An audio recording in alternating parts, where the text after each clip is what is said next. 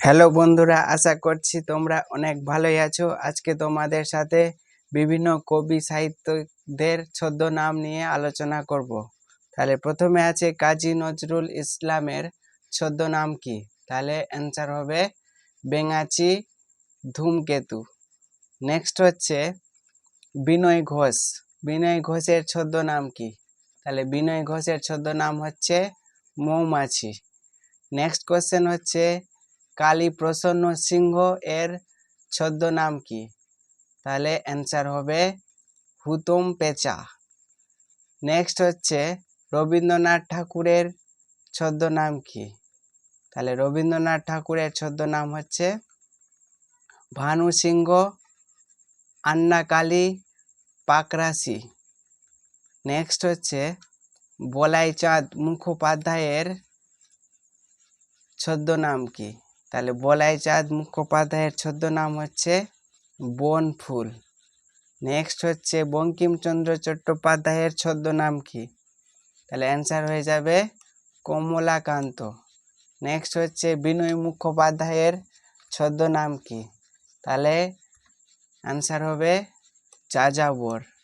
Next question হচ্ছে অখিল নিয়োগী ছদ্মনাম কি?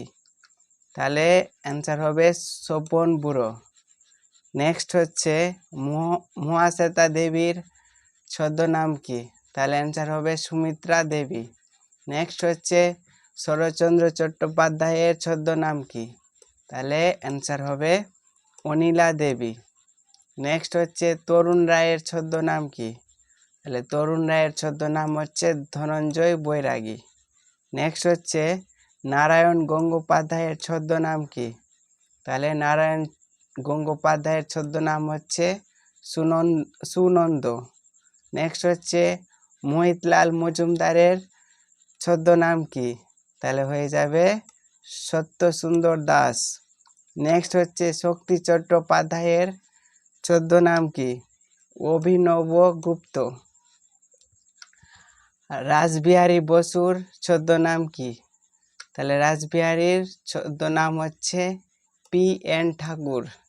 নেক্সট হচ্ছে অবীন্দ্রনাথ ঠাকুরের ছদ্মনাম কি? তাহলে রসুন আলী। নেক্সট হচ্ছে রাজশেখর বসুর ছদ্মনাম কি? তাহলে রাজশেখর বসুর ছদ্মনাম হচ্ছে পরশুরাম। নেক্সট হচ্ছে সুকুমার রায়ের ছদ্মনাম কি? সুকুমার রায়ের ছদ্মনাম হলো শ্যাম রায়। নেক্সট হচ্ছে ডিরোজিওর ছদ্মনাম কি? ডিরোজিওর ছদ্মনাম হচ্ছে জুভেনিস। নেক্সট হচ্ছে দেবেশ রায়ের ছদ্মনাম কি? তাহলে দেবেশ রায়ের ছদ্মনাম হচ্ছে বেদুইন। নেক্সট হচ্ছে রাজা রামমোহন রায়ের ছদ্মনাম কি? রাজা রামমোহন রায়ের ছদ্মনাম হলো শিবপ্রসাদ রায়। নেক্সট হচ্ছে জগদীশ ভট্টাচার্যের ছদ্মনাম কি? তাহলে জগদীশ ভট্টাচার্যের ছদ্মনাম হচ্ছে কলেজ বই। নেক্সট হচ্ছে শম্ভু মিত্রের ছদ্মনাম কি? শম্ভু মিত্রের ছদ্মনাম হচ্ছে শ্রী সঞ্জীব। নেক্সট হচ্ছে বিমল মিত্রের ছদ্মনাম কি? বিমল মিত্রের ছদ্মনাম হচ্ছে জাবালি। নেক্সট হচ্ছে শীর্ষেন্দু মুখোপাধ্যায়ের ছদ্মনাম কি? তাহলে শীর্ষেন্দু মুখোপাধ্যায়ের ছদ্মনাম হলো চন্দ্রহাস। নেক্সট হচ্ছে সতীনাথ ভাদুরীর ছদ্মনাম কি?